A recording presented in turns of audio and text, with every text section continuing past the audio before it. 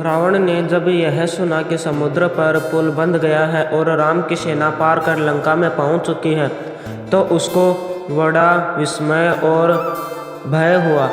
उसने कभी यह सोचा ही न था कि समुद्र पर भी पुल बन सकता है।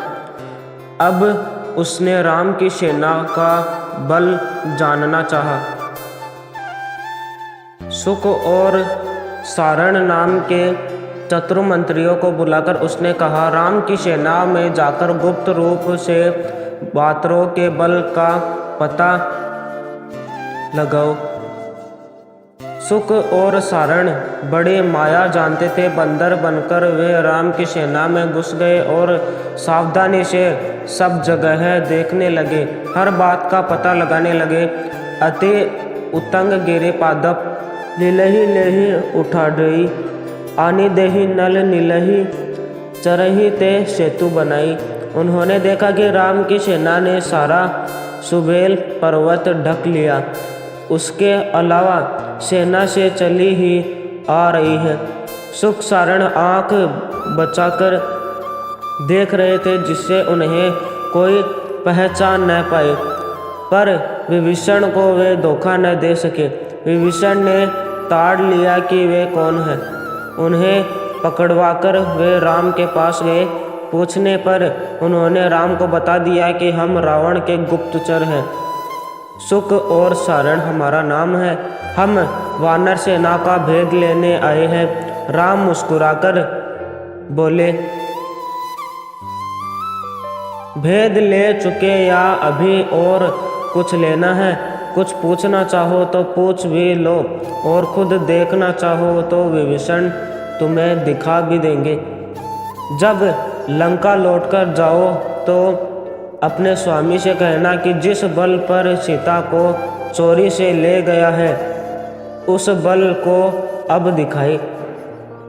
कल से मेरे बाण लंका पर बरसने लगेंगे। विभीषण से उन्होंने कहा, इन्हें छोड़ दो और जाने दो, इन विचारों का क्या करें। राम की जय जयकार करते हुए शुक सारण लंका लौट गए। लंका पहुंचकर शुक और सारण सीधे रावण के पास गए और उन्होंने राम के बल तथा उनके कोमल स्वभाव की बड़ाई की। उनकी बात सुनी अनसुनी करके रावण उन्हें सबसे ऊंचे अटारी पर ले गया और बोला, राम की सेना के प्रमुख वीर मुझे दिखाओ। सारण ने कहा कि देखिए, जो इस ओर मुँह किए बार बार गरज रहा है और जिसकी गरज से लंका कांप रही है, वह सुग्रीव का सेनापति नील है, और जो तिरछी आंखें किए बार बार जम्हाई ले रहा है, वह पहाड़ जैसे शरीर वाला बाली का पुत्र अंगद है। लग रहा है मानो वह युद्ध के लिए ललकार रहा है। अंगद के पीछे नल है, जिसने समुद्र पर पुल बना दिया है। वह देखिए रीछों का झुंड, उसके आगे बूढ़े जांवंत खड़े हैं, और उस बंदर को आप पहचानते ही होंगे, जो मस्त हाथी को चाल से चल रहा है।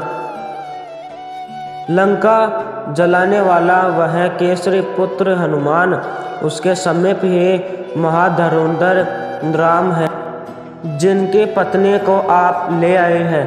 उनके बाईं ओर मंत्रियों सहित विभीषण बैठे हैं। राम ने उनको लंका का राजा बना दिया है। राम और विभीषण के बीच में वानरराज सुग्रीव बैठे हैं। सेना के वानरों की गिनती नहीं की जा सकती। इस सेना को जितना बड़ा कठिन है, यो अकेले राम ही लंका के लिए काफ़ी है। मेरी राय यह है कि सीता को लौटाकर राम से मित्रता कर ले। शुक ने भी ऐसी ही बातें कही। यह सुनते ही रावण लाल लाल आंखें करके बोला, दुष्टों, तुम्हें इतना भी नहीं मालूम कि अपने राजा के सामने शत्रु की बड़ाई नहीं करनी चाहिए। मेरे सामने से हट जाओ। इतना कहकर रावण अंततः पूर्व में चला गया। वहाँ भी उसको यही राय मिली कि राम से सुलह करना ही ठीक होगा। परंतु रावण ने जो मन में ठान लिया था, उससे डिगा नहीं। उसने सेना को तैयार होने के आदेश दिए। इधर राम ने भी अपनी सेना को 4 भागों में बांट दिया और यह बता दिया कि कौन सा दल लंका के किस द्वार पर आक्रमण करेगा।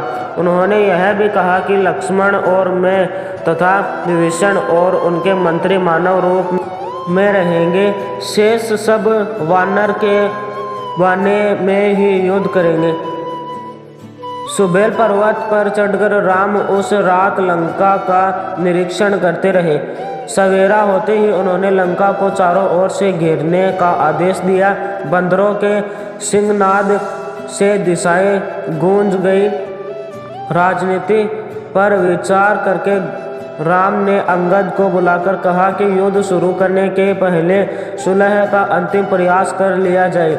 तुम मेरे दूत बनकर लंका जाओ। अगर सीता को लौटाने को रावण तैयार न हो तो उससे कह देना कि हथियार उठाने से पहले वह अपना श्राद्ध भी कर ले, क्योंकि फिर उसके कुल में कोई न बचेगा। अंगद उड़कर लंका पहुँचे और निडर होकर रावण की सभा में चले गए। रावण से उन्होंने कहा, मैं बाली का पुत्र अंगद हूँ। आप मैं और मेरे पिता में मित्रता थी, इसे नाते आपके पास आया हूँ। मैं आपको अंतिम चेतावनी देना चाहता हूँ, जानकी जी को लौटा दें, नहीं तो लंका में कोई जीवित न बचेगा। रावण बोला, अंगद तुमको लज्जा आनी चाहिए। अपने पिता के शत्रु की तुम दास्ता कर रहे हो।